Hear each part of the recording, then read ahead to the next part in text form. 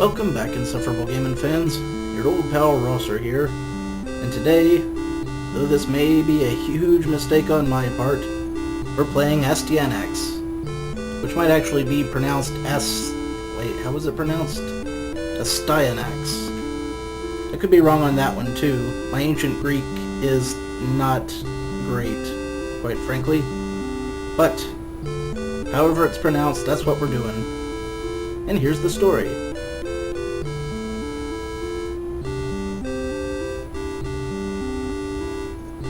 I think it's Astyanax.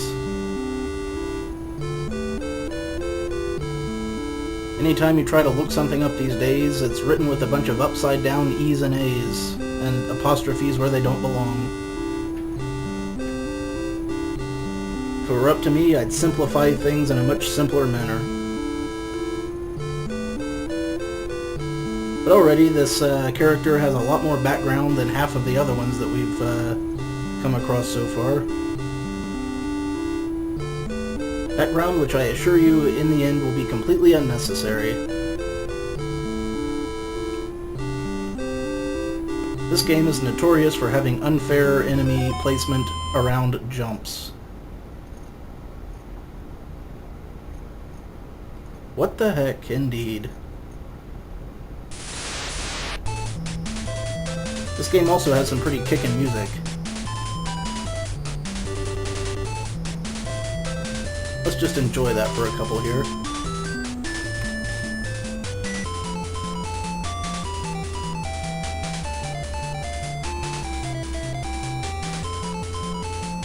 There was also an arcade game, but I think it was extremely different.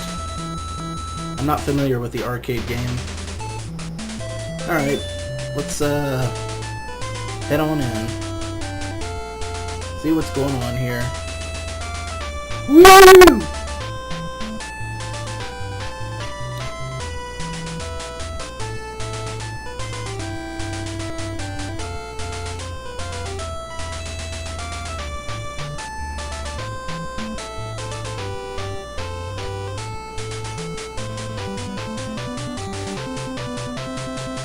A talking butterfly? And where are my pants?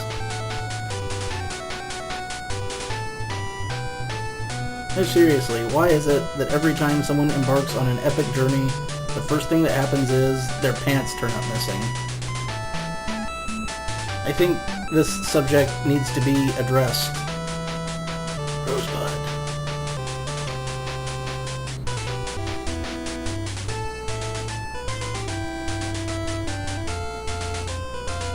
The evil wizard. Blackhorn. Not to be confused with Blackthorn, the interdimensional serial killer.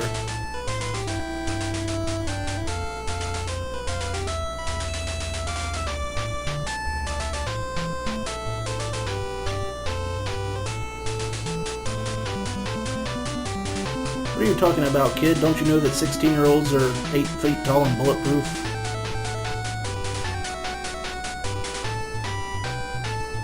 At least that's what most of them think. Naturally, the people of Rimlia would choose the one that was insecure about his, no doubt, godlike abilities. As a side note, Astyanax's abilities are not godlike. As we will soon see, they are adequate by normal standards, but by platforming standards, not as great as he'd like. But we get a magic axe. Bash. Not an axe bash, but an axe named Bash. An axe which is sometimes a sword and sometimes a half-assed spear. Or a stick with points on it, perhaps.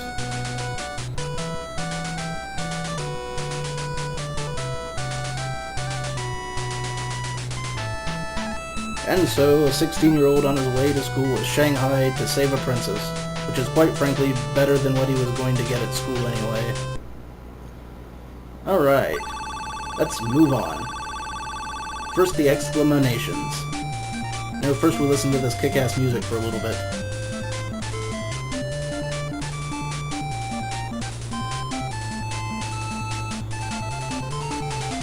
I can't help it.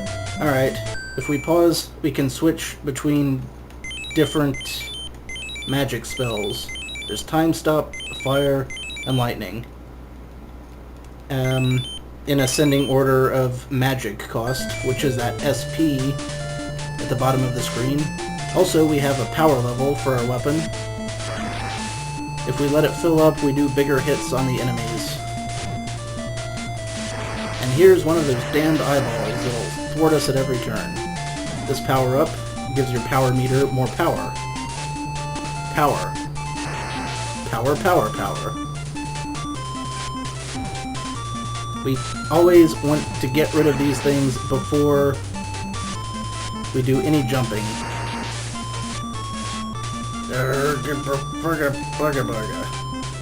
Or alternately, we can just go anyway and risk it. The thing about this game, you always gotta stop before you take a jump, because there is always going to be something horrible. Now that thing switched our axe to a spear, which is weaker, but your spells use less magic. So it can be preferable depending. Unfortunately, it takes a lot longer to kill these skeletons. Or not, because we have a high power meter. Maybe you should, just ignore whatever it was that I was saying. That's extra life. Fire. Up and B. Cast your magic. And sometimes you just want to go ahead and use your magic instead of... Okay, here we have a boss. Ducking will avoid the shots. Hitting it while it's in midair will keep it from bouncing right into you, but it's kinda hard to hit. But luckily there's some life right there. I want to save as much of my magic for the boss as possible. And now we fight the boss. The dog-faced gremlin Caesar.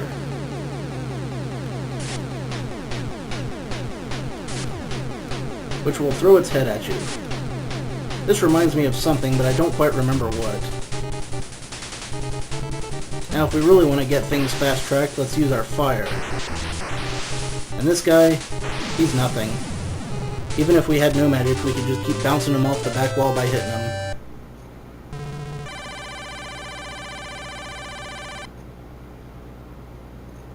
This game, much like the Ninja Gaidens before it, makes use of cutscenes.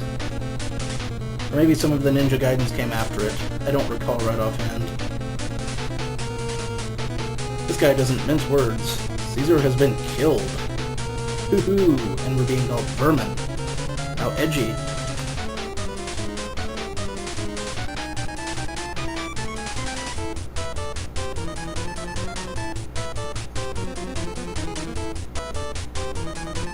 That guy's got a great poker face.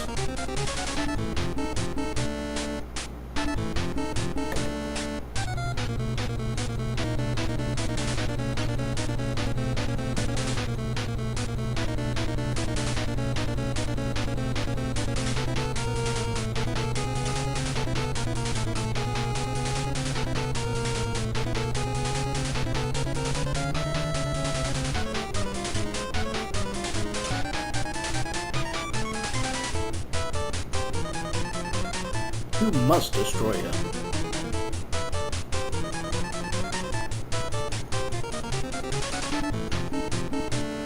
There's probably some more backstory here that is explained in great detail in the instruction booklet, which I do not have handy.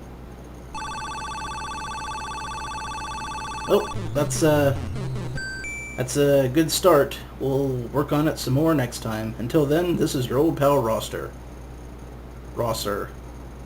Astyanax. Take a drink.